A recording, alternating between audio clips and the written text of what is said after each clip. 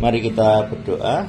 Bapa kami di surga, dalam nama Tuhan kami Yesus Kristus, malam hari ini kami bersyukur boleh dikumpulkan. Tuhan menyertai kami di dalam kehadiran di tempat ini. Dan kami sudah memuji Tuhan, ada banyak kesaksian. Kami bersyukur Tuhan sendiri yang sudah memimpin kami dalam setiap hal ini. Dan sekarang kami menyediakan hati, menyediakan pikiran kami, menyediakan telinga kami untuk mendengar Tuhan yang berbicara.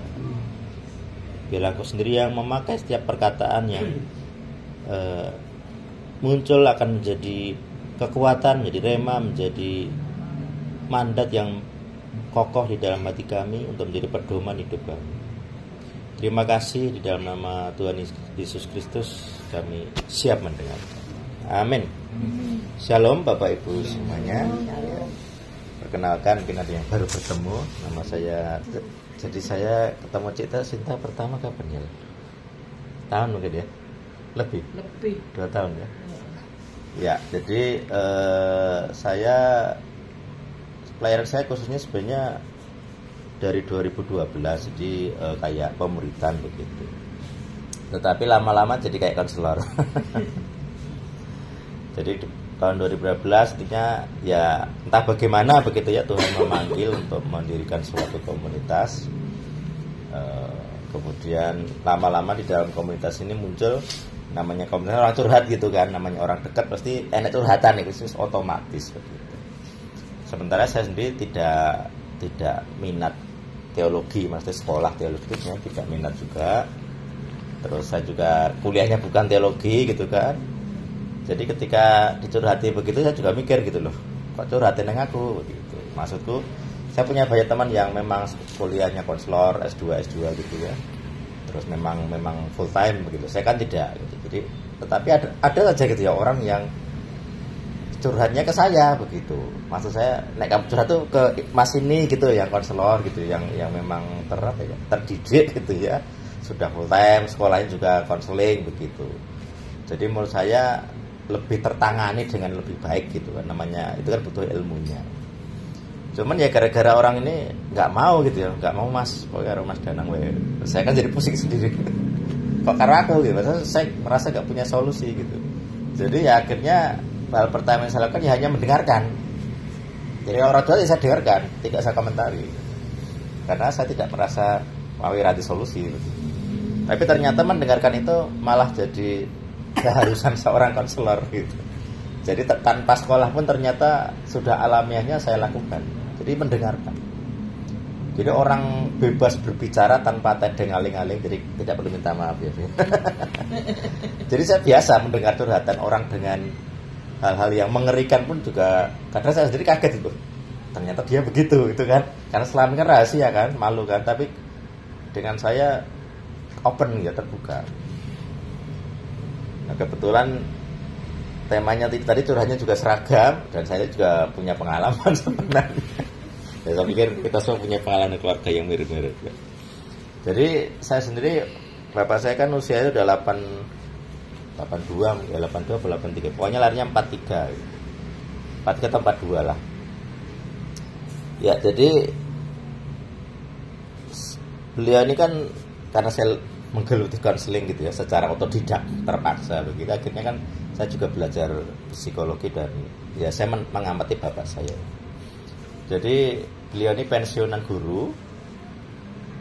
Kalau soal penyakit beliau ini secara medis setahu saya masalah ginjal dan darah tinggi. Jadi curhatannya begitu. Jadi ada beberapa obat darah tinggi yang diminum. Kadang saya disuruh beli lah, kayaknya pernah sekali saya disuruh beli. Cuman saya sendiri mengenali ada amarah-amarah yang katanya kan orang darah tinggi sering marah-marah gitu. Ada amarah yang tidak medis gitu loh.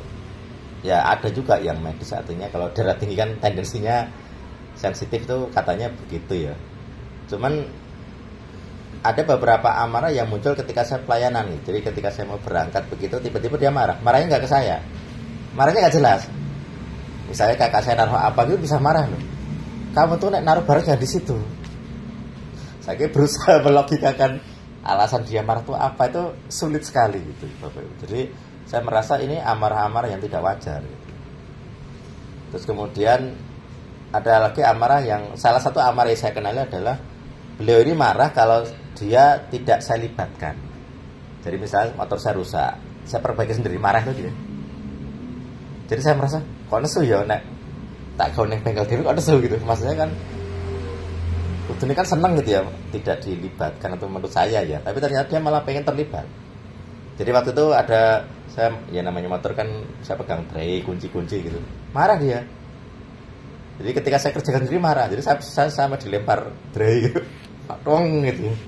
Ya saya tidak ikut marah, cuman saya mencari tahu kenapa gitu. Akhirnya saya ketemu, oh ternyata dia malah pengen terlibat. Dan beliau ini puji Tuhan orangnya malah tidak suka merepotkan begitu. Jadi jika dia punya pensiunan gitu ya, ada uang sendiri.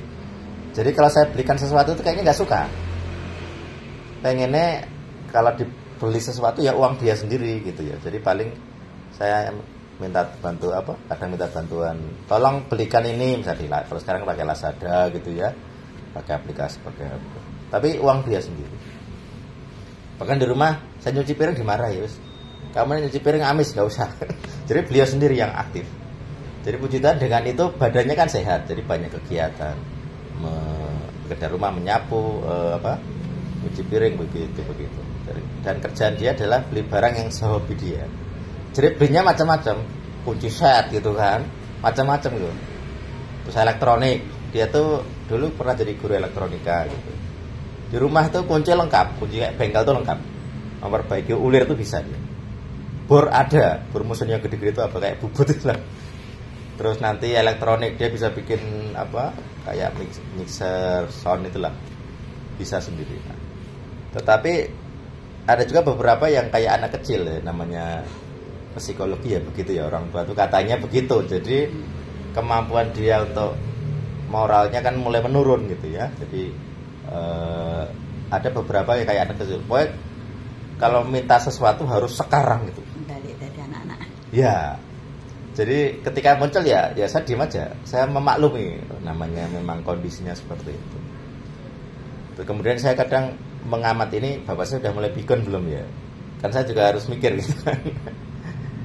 Jadi sampai sekarang masih bisa naik motor loh itu, 82 tahun. Dan pernah kesenggol mobil apa nggak tahu, pokoknya sampai jatuh gitu. Terus sepertinya dia mulai mengurangi naik motornya. Jadi kalau nggak kecelakaan berarti nekat gitu. Namanya orang tua kadang kan cara apa ya ngukur jaraknya mungkin nggak pas gitu gitulah namanya lansia. Tapi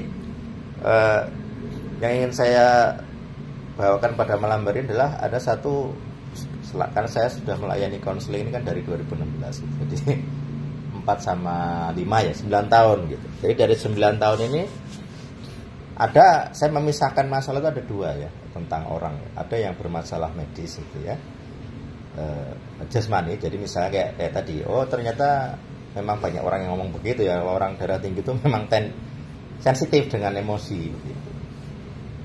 Jadi tidak bisa sesabar orang yang tekanan darahnya normal. Kalau saya sendiri kalau darah tinggi itu pusing memang rasanya. Jadi saya 130 itu udah pusing. Dicek ke dokter misalnya lagi flu atau apa kan pusing gitu. Saya cek, oh tekanan darah tinggi 130. Oh 130 udah pusing gitu. Nah, makanya saya dengar orang-orang tua yang 150, 180 rasanya piye. Saya 130 aja berpikir itu sudah susah, rasanya nggak nyaman gitu. Nah, kemudian yang kedua adalah masalah bisa dikatakan masalah roh, bisa dikatakan masalah psikologi atau kejiwaan.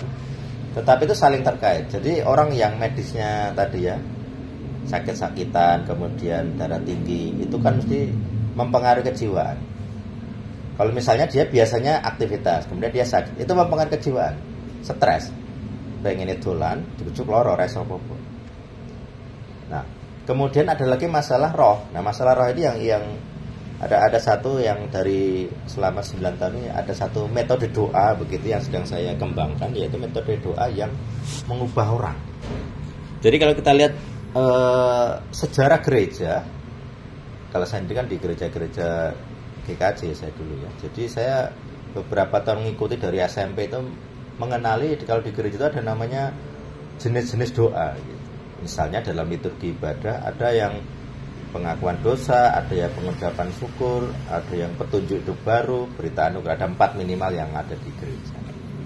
Nah, kemudian ketika melayani konseling seperti ini, saya mencoba merumuskan begitu. Dari 4 jenis ini, jenis macam-macam doa gitu, apa yang paling cocok gitu ya di dalam mengurusi atau mendoakan orang-orang yang kita anggap bermasalah. Satu hal pergumulan yang paling besar adalah tentang, kayaknya tidak semuanya tadi banyak curhatnya tentang itu ya, tentang mengubah orang. Ada lagi yang komen tadi, kalau kita menghadapi orang yang sulit, kita sendiri yang harus berubah. Saya sendiri melihatnya semuanya benar.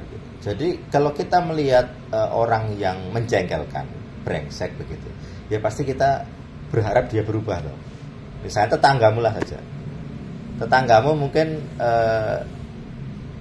ya mungkin suka mengganggu apa gitu ya.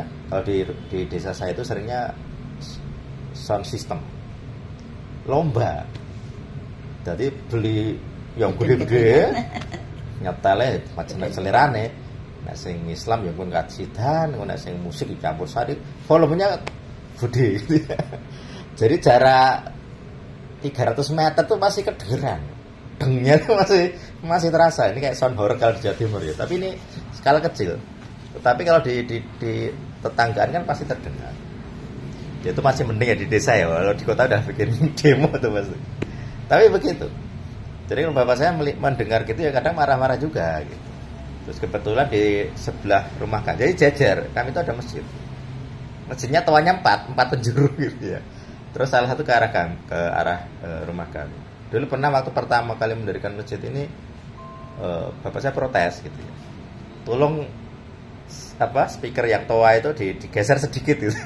Biar agak miring gitu kan, biar nggak ke rumah kami. Karena jam 4:30 itu kan pasti panggilannya kenceng gitu kan.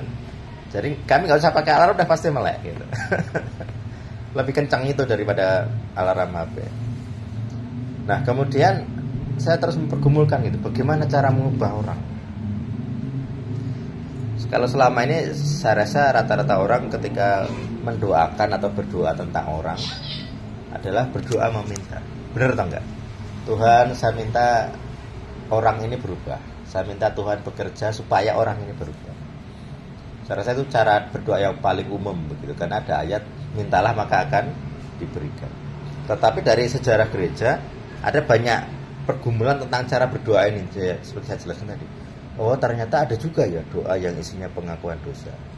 Ada juga doa yang isinya minta petunjuk. Ada juga yang anugerah. Nah kemudian saya mencoba mempelajari macam-macam cara melayani ya. Jadi konselor Kristen gitu ya. Jadi baik yang terdidik di dalam ilmu psikologi ataupun yang memang panggilan gitu. Karena konselor Kristen kan sebenarnya terbagi 2. Kalau gereja-gereja yang anti dengan dunia roh misalnya, dia akan fokus kepada psikologi. Jadi orang kesurupan itu dianggap itu mah psikologi. Jadi entah dia kecapean, luapan emosi, lalu dilampiaskan dengan caper. Capernya apa ya gitu, orang kerasukan.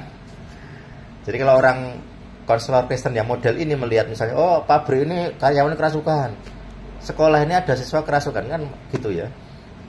Dianggap oh itu bermasalah secara mental ya. Jadi itu dianggap pelarian dari masalah mental yang dihadapi, tidak dapat disampaikan keluar, tidak bisa curhat. Ya gejalanya begitu, capernya dengan gerak-gerak gak jelas. Tetapi ada juga yang melihat ini pekerjaan iman, pekerjaan roh. Nah saya sendiri dari 2 itu saya gabungkan saja. Saya tidak anti keduanya. Jadi kalau masalah psikologi ya kita selesaikan psikologinya. Kalau masalah roh ya kita selesaikan. Masalah psikologi berarti kita harus belajar bagaimana psikologi orang. Salah satu dasar-dasar psikologi atau ilmu kejiwaan yang bagi saya paling penting kita tahu sebagai pemahaman umum adalah bahwa setiap orang itu butuh curhat. Itu prinsip dasar. Setiap orang butuh pelampiasan. Makanya di dunia kita ini orang gibah itu kan hal biasa. Wes gibah ke gurune, bose, karyawane, morotua, orang tua, tetangga, presiden nih, semuanya digibah, dibicarakan. Kenapa? Karena orang butuh mengeluarkan yang di dalam. Itu yang masih normal ya. Nanti termasuk berekspresi adalah ya kebun binatang tadi. Yang penting ya kadang kebun buah ya. Oh jambu, oh duren. Jadi kalau ada misu itu kan bahasanya terlihat berbeda. Oh cacing. Gitu ya. Itu luapan emosi. Jadi bagi saya sendiri luapan emosi seperti itu ya diterima saja. Kalau bapak saya marah-marah begitu ya saya dengarkan. Saya tidak marah balik atau bagaimana, saya dengarkan saja, saya diam. Apalagi ada ayatnya kan, hormatilah bapakmu dan ibumu kalau mau lanjut umur. Nah, daripada aku mati muda gitu kan. Jadi saya agak-agak mikir gitu, kalau sampai bapak saya marah mengucapkan apa kan anaknya kena gitu. Secara hukum kan itu hitam putih. Makanya ada ayat di Malaki, bapak-bapak jangan bangkitkan amarah dalam hati anak-anak gitu. Memang ada. Tetapi perintah untuk menghormati orang tua tetap ada gitu. Jadi kalau misalnya dihitung hukum gitu ya, perintah untuk menghormati orang tua itu lebih tinggi daripada perintah pada orang tua untuk tidak membuat anaknya marah. Duanya diberi perintah. Ya kayak suami harus mengasihi istri, istri harus menghormati suami. Itu sama-sama perintah. Tapi jika ditimbang gitu ya, istri yang tidak menghormati suami itu bisa lebih berat hukumannya daripada suami yang tidak menghormati istri. Karena masalah hierarki. Jadi kalau saya tidak hormat kepada bapak saya yang bisa saya anggap ya mungkin menyebalkan begitu, itu hukumannya lebih berat ke saya gitu daripada dia yang tidak daripada dia yang membangkitkan amarah saya.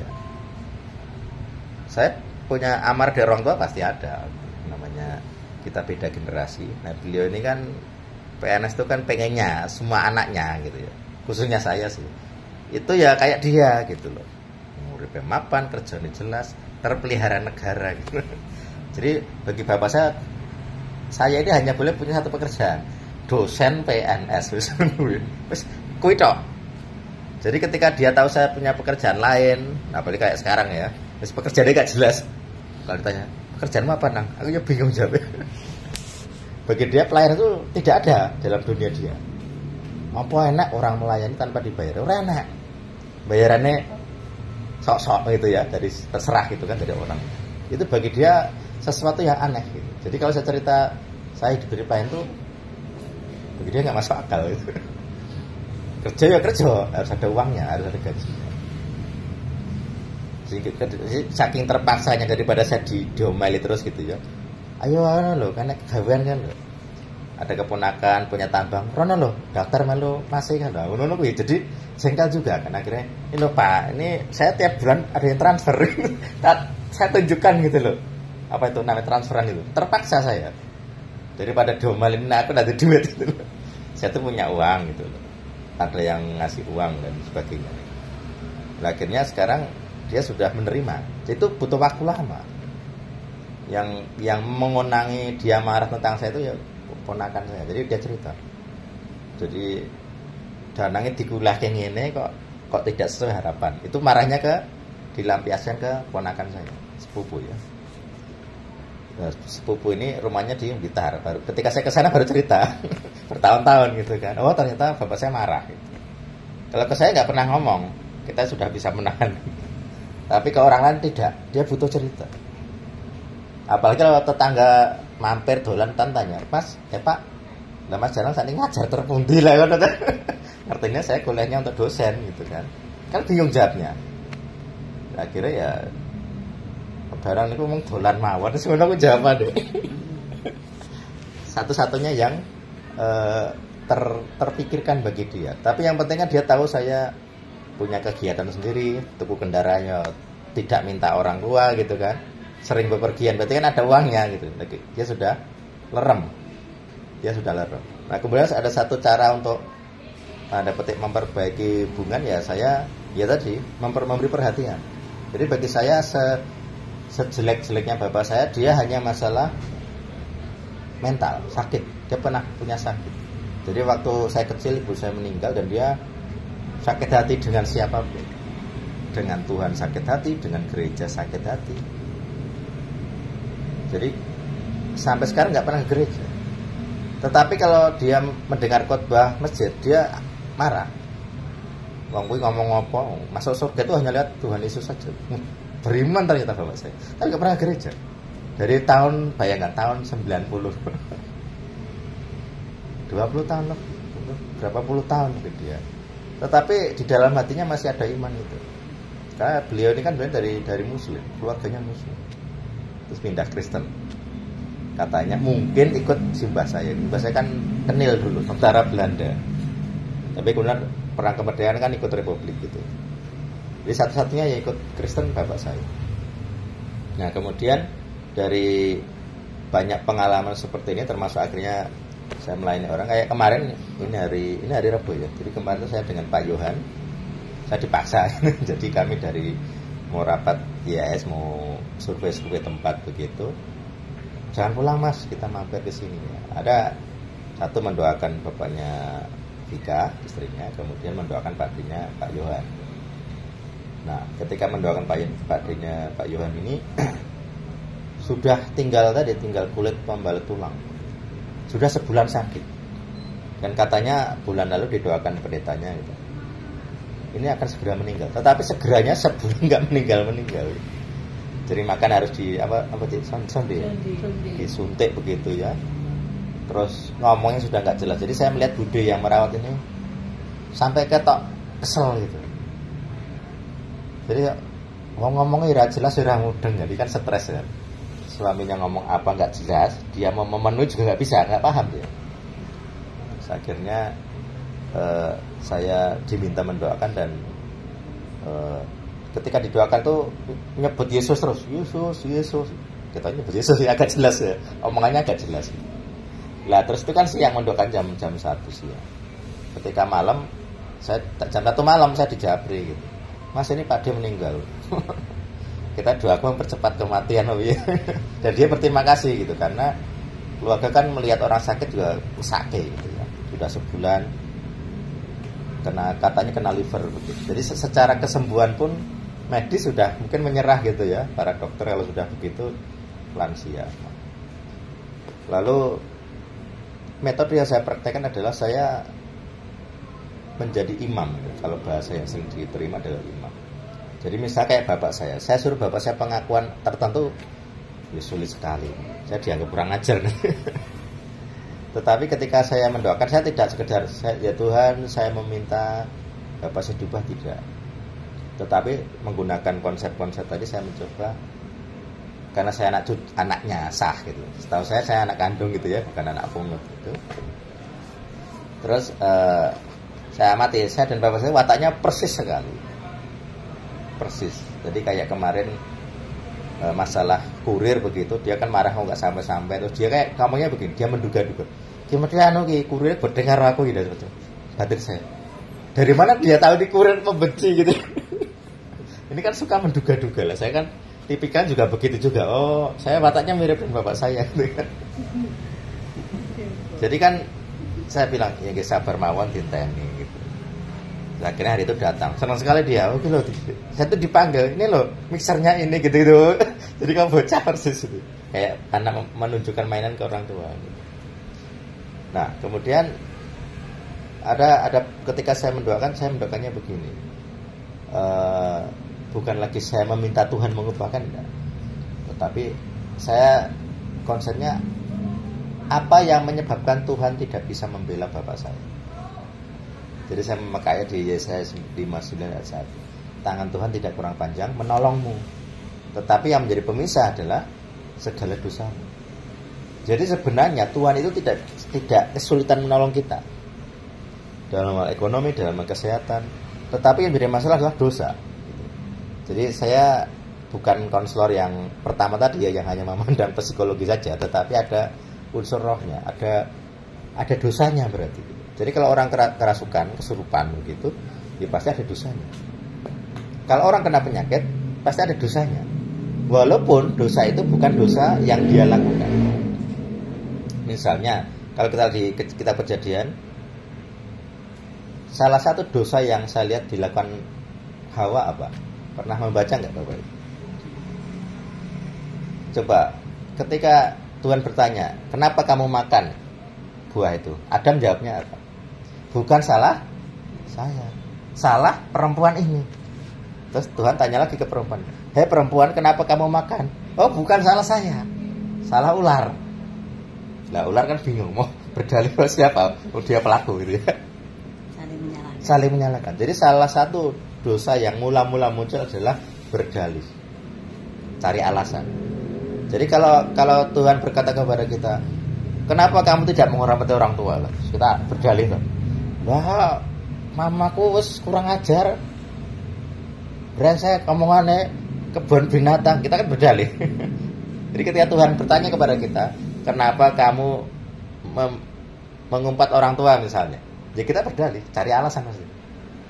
Mesti hal yang paling cepat kita lakukan adalah mencari alasan. Piye caranya biar tidak disalahkan. Dari anak kecil juga begitu. Enak, kenapa kamu makan? Mesti cari dalih. Kenapa kamu pukul adik? Cari dalih. Mesti cari alasan. Nah, ini kan diakui atau tidak, ya kita itu anak Adam ngono kan. Watake padha. Sama seperti bapak saya begitu, saya begini. Adam begitu ya kita begitu juga. Jadi Adam itu dosanya Adam bin Hawa ini ya, berdalih. Kemudian wah ketoke enak iki saya makan buahnya. Jadi dia berpikir dengan pemahamannya sendiri. Dan langsung menyimpulkan, langsung bertindak.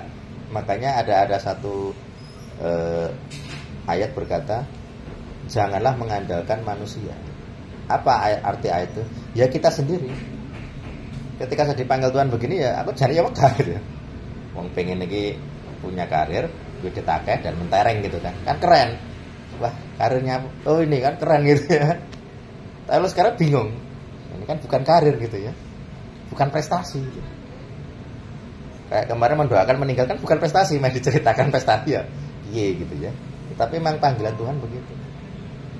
Maka saya sekarang ini lebih banyak berdoanya untuk yang imam ini. Jadi kalau bapak saya tidak mungkin saya ajak, ayo pak pengakuan iman atau pengakuan dosa kan sulit gitu. Maka saya berdoanya begini, ya Tuhan, saya anak bapak saya. Jadi kalau saya pengakuan dosa, bapak saya akan kena dampak juga. Sama seperti kalau kita mendoakan anak. Coba suruh anakmu pengakuan dosa atau ngaku salah, kan sulit toh? Atau anakmu berubah gitu kan. Atau saudara kita berubah, sulit. Maka cara mendoakannya coba aja nanti dipraktik. Jangan hanya sekedar Tuhan saya minta supaya Tuhan bekerja, enggak. Tuhan itu lebih melihat hukum gitu. Apa yang menyebabkan Tuhan bisa menolong orang. Salah satu yang saya gunakan adalah sama seperti talenta. Bisa Bapak Ibu lihat. Nanti kita buka bersama-sama ya. Yohanes 15.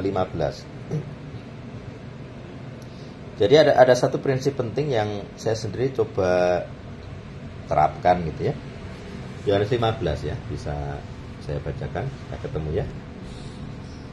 Ayat 1 dan 2. Jadi Yohanes 15 ayat 1 dan 2. Akulah pokok anggur yang benar, Bapakulah pengusaha. Setiap ranting padaku yang tidak berbuah dipotongnya. Dan setiap ranting yang berbuah dibersihkannya supaya lebih banyak berbuah. Jadi saya terkesan dengan kata-kata ini. Bapakulah pengusaha. Kita semua tahu ya arti pengusaha ya. Jadi Tuhan itu kayak pengusaha gitu. Jadi Yesus ini dianggap seperti buah, kebun buah atau pohon anggur begitu. Tuhan ini pengusahanya. Kira-kira kalau pengusaha itu apa yang dipikirannya? Siapa nih yang pengusaha? Semuanya kayaknya punya usaha. Gimana Cik? Pengusaha obat ini yang dipikiran apa? Laris, omset, untung kan? Omset itu kan jangan sampai minus gitu ya. Modal dasar harus ada plusnya. Misalnya rasio profit 30%, 12%, mentok 10% atau 5%. Jadi kalau kita bicara kata pengusaha, berarti prinsip kerjanya dia harus mendapat keuntungan. Pertanyaannya, kalau kita jadi umat Yesus, keuntungan Tuhan apa? Apa gurgen ngebaik gereja? Yang untung kan pendeta nih. Untuk Tuhan apa keuntungannya? Coba kita cari. Sama kayak saya sedang bergumul misalnya. Loh kalau saya dipanggil Tuhan untuk full time pelayanan, keuntungan Tuhan apa? Pemain ngebaik daftar pelayan Tuhan dok? Kan enggak. Berarti ada sesuatu tujuan. Supaya manusia diselamatkan. Nah, satu, supaya manusia diselamatkan. Ada yang lagi? Ada banyak hal yang bisa menguntungkan Tuhan. Apakah Tuhan butuh duit kita? Kan enggak. Tetapi kalau uang kita gunakan untuk pelayanan yang bisa membawa jiwa, nah itu Tuhan diuntungkan. Kalau saya harus meninggalkan mimpi saya tentang karir, kemudian mengerjakan pekerjaan Tuhan, Tuhan diuntungkan. Kenapa? Karena SDM-nya ada. Kayak sekarang. Mungkin kalau sekarang saya nggak full time, nggak disuruh khotbah ya. Nggak mungkin. Mungkin Cik Sinta kalau kenal gitu ya, Mas Danangi orangnya ini, tapi nggak akan disuruh khotbah, nggak akan disuruh bareng. Tetapi itu yang menjadi pikiran saya gitu. Kalau saya dipanggil Tuhan, keuntungan Tuhan apa? Kenapa harus saya? Kenapa bukan bapak saya? Kenapa bukan kakak saya gitu? Kenapa bukan ibu saya dulu yang meninggal gitu? Kenapa harus saya? Gitu. Jadi pasti ada unsur alasannya.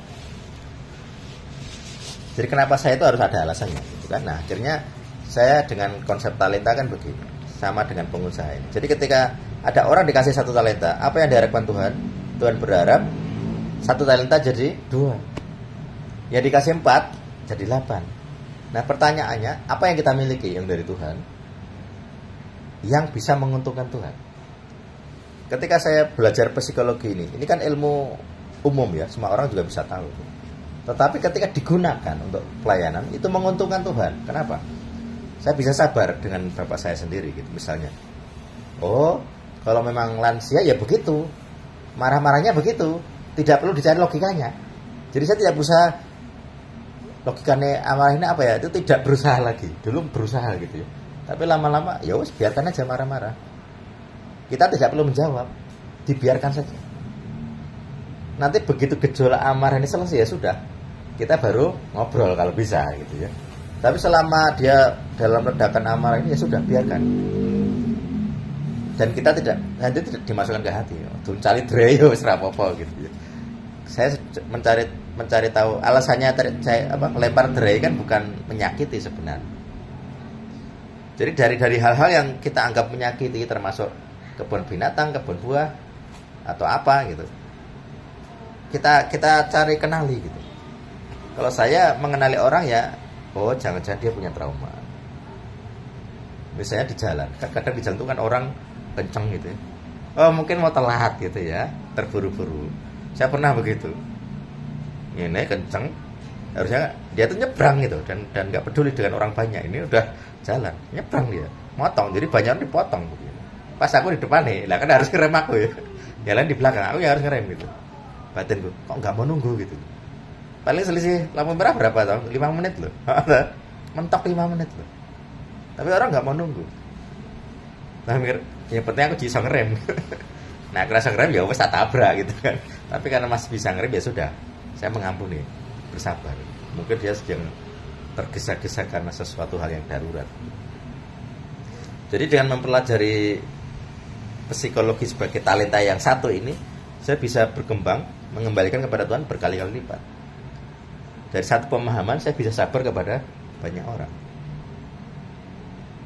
Jadi saya sedang mencoba cari keuntungan Tuhan apa. Jadi bukan sekedar saya mengharuskan Tuhan memenuhi keinginan kita, tetapi saya menguntungkan Tuhan di bidang apa. Itu yang menjadi pergumulan saya, yang terus saya sebarkan kepada banyak orang. Karena seringkali ketika cara doa kita berubah, hasilnya juga berubah. Jadi ketika saya mendoakan bukan lagi supaya saya minta bapak saya berubah, enggak, tetapi kalau ada hal-hal yang menghalangi bapak saya diberkati Tuhan, saya mau Tuhan meminta maaf. Bukan bapak saya yang saya tuntut minta maaf, enggak. Saya enggak, walaupun saya merasa disakiti, saya enggak pernah nuntut bapak saya minta maaf, tidak. Tapi ketika saya mengenali emosinya beliau ini reda, saya mengenali dia tuh menyesal sebenarnya dalam hati. Tidak terucapkan, tidak pernah kok nang aku ya sepurane ya seberapa bakal. Tidak pernah terucapkan juga. Tetapi saya mengenali misalnya ketika dia jajan makan saya dikasih kilo enak iki. Oh, mengaku salah berarti dia. Dia mencoba memperbaiki hubungan. Tanpa mulutnya pernah jalur ngapura minta maaf atau bagaimana. Jadi kayak hari ini kan dia tuh hobinya tadi ya teknis gitu. Jadi saya masang dudukan untuk barang di motor gitu, tapi lubangnya nggak pas. Ini dibentul di burke gitu. Daripada aku kebur dhewe nang bengkel ya bisa juga gitu ya. Cuman saya serahkan, tinggal dia jalan sendiri, saya data sudah bolong gitu. Sudah selesai, siap pasang. Dan dia puas. Dia merasa dihargai. Oh, anakku masih menghargai. Masih apa ya? Masih berguna. Jadi salah satu pergumulan orang tua adalah menjadi tidak berguna. Ternyata begitu yang saya pelajari, yang saya temukan di bapak saya dulu. Jadi dalam mempelajari ilmu seperti ini, kita bisa berbuah banyak, memperlakukan orang lain lebih baik. Dulu juga pernah gitu ya, di tikungan ada orang kenceng, beloknya terlalu ke kanan, jadi masuk ke jalur saya. Nah, puji Tuhan saya masih cepat ngerem gitu. Tetapi ya namanya kencang, dia kesulitan menghindar, nabrak akhirnya. Walaupun nggak frontal, tapi nyenggol plat saya, plat nomor. Jadi sampai sekarang masih agak bengkok gitu ya, karena terteran gitu. Terus kemudian saya kan tidak marah juga, karena biasanya kalau saya pelayan itu begitu ya, ada gangguan-gangguan. Kemudian saya mau jalan, dia nyetop saya malahan. Mas, dicek rien gitu. Kenapa anak saya rusak gitu. Kan itu gelap gulita, nggak ada lampu di situ. Akhirnya saya berhenti, terus dia malah pasang senter itu, delok-delok gini kan. Terus saya lihat platnya bengkong, plat bengkong gini kan. Terus saya tekan pakai tangan. Alah, plat Pak, kenapa-napa gitu. Dia kayak lego gitu. Karena kalau harus ngasih uang kan mungkin mikir ya di jalan gitu. Akhirnya sudah. Walaupun ketika pulang esoknya baru sadar. Jadi ininya ambles apa? Selebar ya, selebar depan tuh ambles kena ban. Oh, berarti asli deki nabrak gitu loh. Harusnya, cuman kan itu kerusakan kecil, akhirnya saya tarik aja itu ke atas dikit, udah normal. Dan mungkin sebenarnya stang saya kena ya, agak goyang pasti ya. Tapi tidak masalah gitu. Ya kerugian kecil lah gitu. Jadi dari mempelajari ini saya sendiri itu berubah, maksudnya lebih sabar gitu. Karena tidak sekedar saya nuntut kamu kok gini, kamu kok gitu. Apalagi pada orang tua gitu kan. Kok orang lain aja saya bisa sabar, kenapa ke orang tua tidak gitu. Dia dari kecil ya kayak aku mangan gitu ya. Dalam segala kesusahannya, stres gitu. Dia pernah mengaku, aku tuh sakit 2 tahun. Sakit mental sebenarnya ya. Jadi zaman dulu kalau dia pulang itu ke warung dulu apa namanya, SDSB gitu ya. Jadi kami nggak pernah diberi makan, dikai beras toh. Kakak saya yang jualan ini jualan itu, beli lauk dan sebagainya. Saya memaklumi, dan ketika saya sendiri dewasa ngerti rasanya memang stres piye gitu ya. Dan itu menjadi tolak ukur. Jadi tidak lagi menuntut. Saya bisa sabar.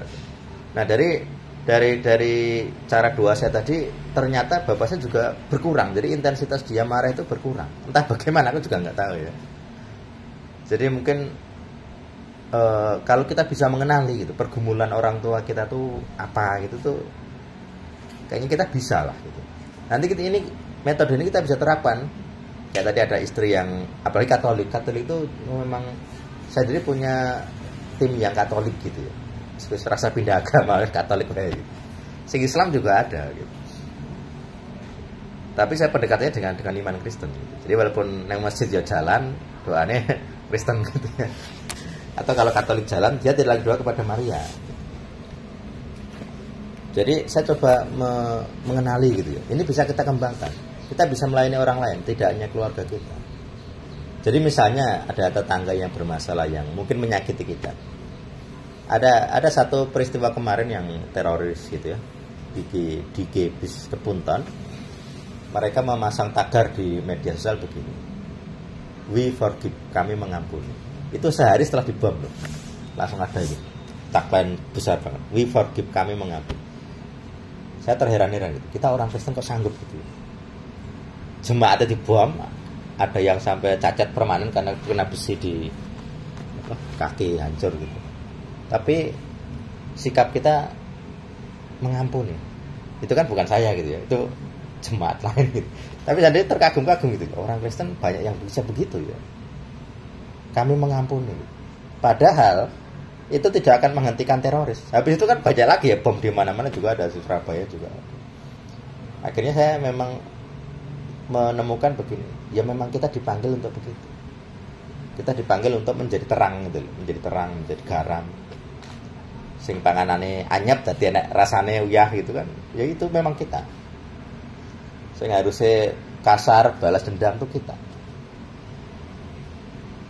Jadi saya terus mempergumul cara berdoanya bagaimana, mengubah orang yang tidak akan bisa kita nasihati. Ya kita menjadi imamnya. Sama seperti Ayub yang korban bakar untuk anak-anaknya, itu kita juga bisa seperti itu. Jadi kalau misalnya ada orang jahat kepada kita nganggapnya begini. Di hadapan Tuhan, kalau orang jahat kepada kita ialah yang harus minta ampun. Pernah dengar kata-kata ini enggak? Kalau orang jahat kepadamu, di hadapan Tuhan, kita yang minta ampun. Caranya bagaimana? Ya Tuhan, saya minta ampun karena saya disakiti, karena dia pelaku. Sulit ya diterima, tetapi ternyata itu memang kuncinya. Bedanya kita dengan orang lain atau agama lain atau iman lain adalah kalau kita disakiti, kita tidak menuntut orang itu untuk mengaku salah atau membayar ganti rugi, tidak. Tetapi di hadapan Tuhan adalah malah kita yang harus mendoakan. Misalnya, kamu diutangi 5 juta. Umumnya orang adalah menuntut, bos, nang balikin no duitku, nah, kan. Paling gampang kan gitu kan. Tetapi di hadapan Tuhan kita yang bertanggung jawab. Loh, tanggung jawabmu. Kalau dia tidak bisa bayar, pasti kan ada masalah. Gitu. Entah dia masalahnya mental, watak, memang sukanya mencuri gitu, jadi nggak mau mengembalikan. Atau memang dia nggak punya uang. Lagi sing diutangi ramong kowe tok. Sing apa? Nutup lubang nggak hanya kamu saja. Dia harus nutup lubang banyak orang. Artinya apa ya, kita doakan Tuhan berkatilah dia supaya duitnya banyak, sebagian diangsur ke saya. Kan begitu. Kalau sekedar nuntut, bos balikin duitku, lah itu sama, kita sama dengan orang dunia. Saya dulu juga ngalami begitu, diutangi gitu. Mas, kan dia sound gitu, sound system. Dieselku ambruk goleng di foto gitu kan. Nyilih duit bisa orang, nggak banyak, cuma 200 gitu. Ya, dari awal saya sudah tahu. Jadi kita ramkin balik ya, tipe kele ya. Ya sudah. Jadi dari awal saya sudah ini mengasih sebenarnya, memberi gitu. Dia tidak mengharapkan kembali. Sampai sekarang tidak dikembalikan, udah berapa tahun gitu. Kelingan pora ya ngerti gitu ya. Padahal kalau di WA ya kadang lihat status saya gitu kan. Berarti kan masih ingat saya gitu. Tetapi nggak pernah ada komentar minta maaf lama nggak mengembalikan atau bagaimana, nggak juga gitu. Saya mau ke rumahnya juga sungkan, kok darahnya apa nagih hutang gitu ya. Saya biarkan saja. Yang lain juga ada beberapa juta gitu. Karena saya tahu dia kesulitan ekonomi, ya tugas saya mendoakan, bukan untuk menuntut dia segera, enggak, tapi Tuhan berkati supaya dia bisa baik kepada saya. Sama kalau kita disakiti orang sebelah tentang agama misalnya, ya kita doakan supaya saya seakan-akan dia. Ya Tuhan, misalnya bapaknya siapa ya namanya, Ahmad misalnya. Ya Tuhan, saya membawa Bapak Ahmad di hadapan Tuhan. Saya mengakui Bapak Ahmad ini diajarkan kebencian sejak kecil kepada orang Kristen. Jadi saya memaklumi kalau dia menyakiti saya, karena memang dia diprogram dari bayi, dari TK juga begitu. Tetapi saya mengakui ini kesalahan. Jadi kita mengakui apa yang dilakukan kepada kita itu kesalahan. Kita akui di hadapan Tuhan. Kita minta ampun. Kesalahan dia, pelakunya, tetapi kita yang minta ampun. Unik ya kita Kristen. Dari situ, karena saya sudah minta ampun kepada Tuhan, kan syaratnya pasti diampuni. Bukan mungkin diampuni, enggak, tapi pasti diampuni. Nah kalau ini diampuni, apa akibatnya? Ya dia berubah, kebenciannya hilang. Jadi yang kita bersihkan kebencian di hatinya. Kebencian ini bisa kita kalau di karismatik itu kan dianggap itu manifestasi roh gitu ya. Jadi kita usir kebencian itu. Segala kebencian, baik itu didikan dari guru-gurunya atau pengaruh roh dan kuasa salib yang punya kuasa mengampuni, itu kita usir. kami membersihkan Bapak Ahmad dari segala kebenciannya kepada saya. Coba aja praktekkan doa seperti itu. Sama kalau dengan ibu tadi, Ibu siapa? Yang orang tuanya, mamanya. Eliasari. Jadi kita doakannya begini. Ya Tuhan, saya anaknya Ibu Eliasari. Saya mewakili mama saya, kan sah di hadapan Tuhan. Karena kan sedarah ya. Terus kemudian saya mengakui ibu saya ini menyakiti saya. Sebutkan aja, misoi misalnya, membuat saya bisa tidur dan macam-macam. Kita akui itu sebagai kesalahan. Jadi yang salah mamamu, saya pengakuan aku. Ini prinsipnya. Kemudian saya akui ini ada latar belakangnya, ya. Kalau dia seperti itu biasanya ada ketidakpuasan. Kan pengennya duit dok gitu. Itu karena ketidakpuasan. Dia waktu kecil pasti ditekan tentang itu dari orang tua keluarga. Makanya ketika dia dewasa, dia kerja keras dan di dalam otaknya aku harus punya uang. Aku harus punya uang. Itu kayak terngiang-ngiang terus. Lah akhirnya ketika dia sudah tidak bekerja, sudah lansia, programnya masih jalan. Aku kudu duit, padahal sudah nggak bekerja. Siapa yang akan dia minta? Anak-anak kan. Mungkin tetangga. Oh siapapun, tergantung dia tipenya yang bisa dia minta. Saya punya kerabat seperti itu, sudah lansia juga. Dia pensiunan, istri tentara. Dia tuh sukanya memberi, Bapak Ibu. Tetapi untuk dia sendiri ngutang. Saya pernah ngasih beras, saya kan tinggal beberapa lama di rumahnya. Setiap bulan saya bawa 1 karung, aku lupa berapa kilo ya, 10 kilo atau berapa. Tiap akhir bulan habis. Aku bingung, kok sontai gitu? Oh, 2 orang loh. Wis tak etong sekian kilo 2 orang gak akan habis makan. Ternyata apa? Diberikan cuma-cuma Bapak Ibu. Neng tonggone, siapa yang datang minta beras dikasih. Lah aku bingung loh, waduh kok dikasih. Tetapi ketika akhir bulan itu dia cerita, bariki aku utang neng kene, kau utang beras gitu. Padahal udah tak kasih gitu.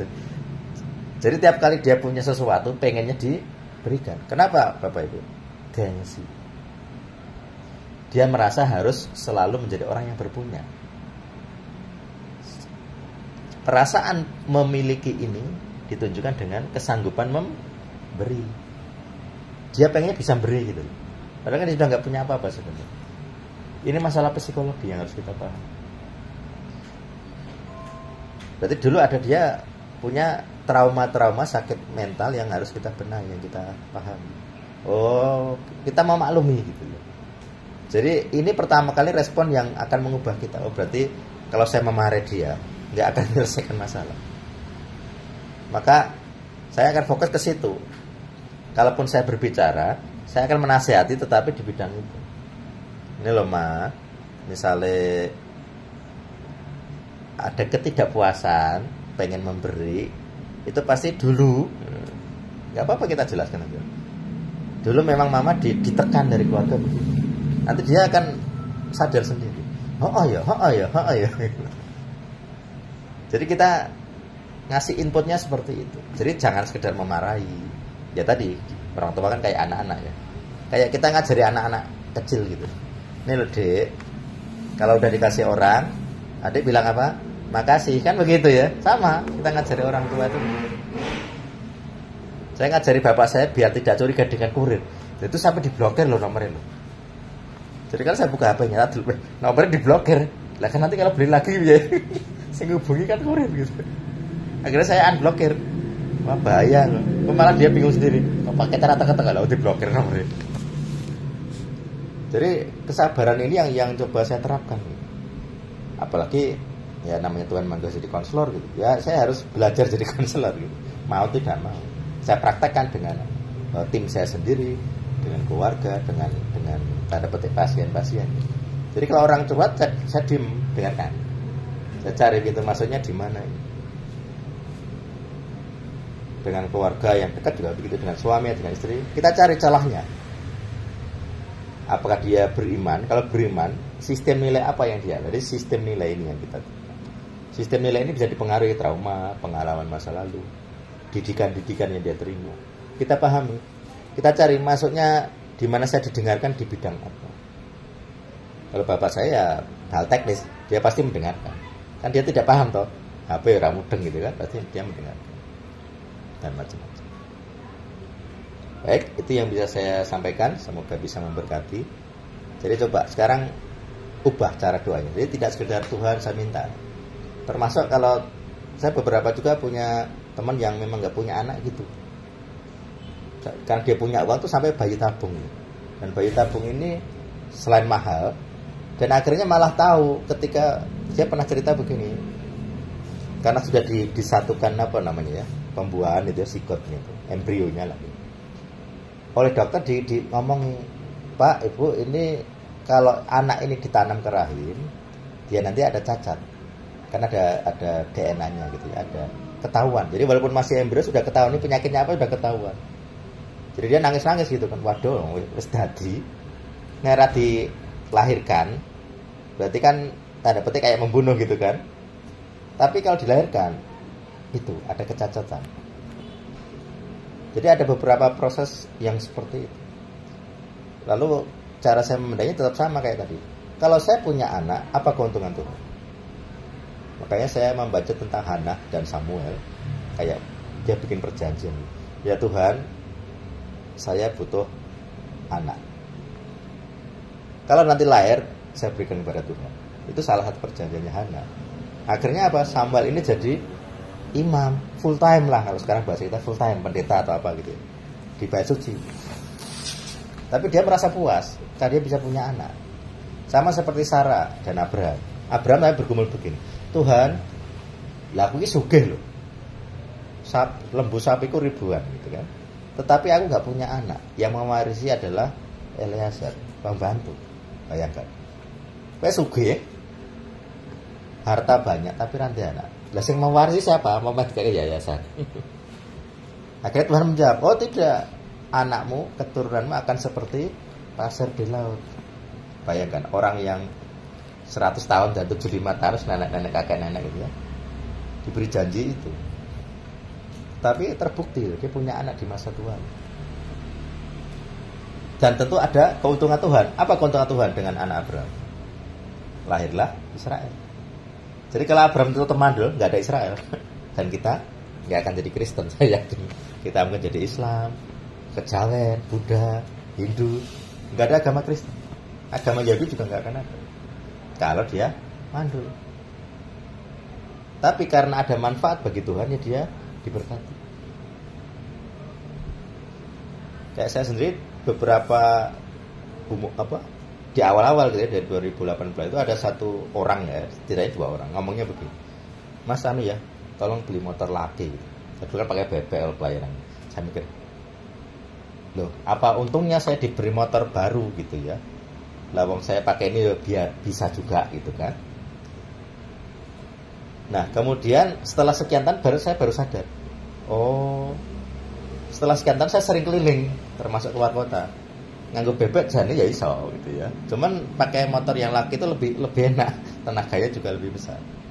Akhirnya saya sadar, sebelum saya dipanggil pelayanan pun Tuhan sudah menyediakan gitu. Jadi ketika menyediakan, saya kan sudah nggak bisa berdalih. Tuhan, aku rada popo meh makat kan nggak bisa berdalih. Harus disediakan. Sing duit bensin ya enak gitu kan. Tingkari makat. Meh berdalih kan susah. Sama dengan tadi. Kalau kita diberkati Tuhan, keuntungan Tuhan apa? Termasuk uang. Kalau kita punya uang, keuntungan Tuhan apa? Kalau kita hanya gunakan untuk kepentingan sendiri, Tuhan tidak diuntungkan. Makanya sekarang coba cari pergumulannya tentang berkat Tuhan khususnya. Apapun berkat itu ya. Bisa kesehatan, bisa keluarga, uang, bisa keturunan, bisa kawan-kawan. Pertanyaan cuma satu. Coba tanya ke diri sendiri gitu. Apa keuntungan Tuhan dari sini? Kalau saya sehat, keuntungan Tuhan apa? Sekarang kalau saya sehat, keuntungan Tuhan adalah saya bisa pergi tanpa mikir. Rono kok kena flu, Rono kok loro, nggak mikir, karena sehat. Rono mules diare, itu kan perkosa ya. Pelayanan cucu pas khotbah begini ngentot gitu kan, menyulitkan gitu. Jadi kesehatan itu menjadi modal. pelayanan bagi saya gitu. Nah nanti Bapak Ibu bisa bergumul sendiri. Kalau saya punya mama yang seperti ini, keuntungan saya apa? Kalau mama saya lebih baik, berubah wataknya lebih baik, keuntungan saya apa? Keuntungan Tuhan. Begitu cara berpikirnya. Baik, semoga bisa dipraktekkan. Mari kita berdoa. Bapa kami di surga, kami bersyukur malam hari ini kami saling berbagi banyak cerita tentang orang tua, keluarga, tentang berkat Tuhan. Bukan lagi kami sekedar stres, mengeluh tentang Tuhan yang tidak memberkati, atau Tuhan yang tidak bekerja, atau Tuhan yang tidak menolong kami. Tetapi kami diberi pencerahan, kami diberi pemahaman. Kalau Tuhan itu adalah seorang pengusaha, maka tentu ada keuntungan yang diharapkan, ada keuntungan yang Tuhan harapkan dari kami. Kalau kami diberi kehidupan, tentu Tuhan berharap kami mendatangkan sesuatu, memberi kebaikan bagi Tuhan, mendatangkan keuntungan, berperan bagi kerajaan Tuhan. Sebab itu Tuhan mulai malam hari ini terus ajar kami untuk kami mencari tahu bagaimana kami diberkati, bukan hanya untuk kepentingan kami, tetapi untuk kepentingan Tuhan, untuk kepentingan kerajaan Tuhan di muka bumi. Kami bukan sekedar meminta supaya orang berubah, supaya kami berubah, tetapi kalau ada kesalahan, kami yang mengakuinya sendiri. Kalau orang bersalah kepada kami yang mengaku salah di hadapan Tuhan. Mari Engkau terus yang mengajar kepada kami, supaya kami bisa mengubah orang-orang melalui doa-doa kami. Sehingga di mata Tuhan, kami adalah orang-orang yang diberkati, layak diberkati, dan tidak perlu dihalangi dengan beragam-beragam kelimpahan. Terima kasih di dalam nama Putramu, Tuhan kami Yesus Kristus. Kami mengimani segala berkat Tuhan, segala doa. Amin. Terima kasih Bapak Ibu, saya kembali.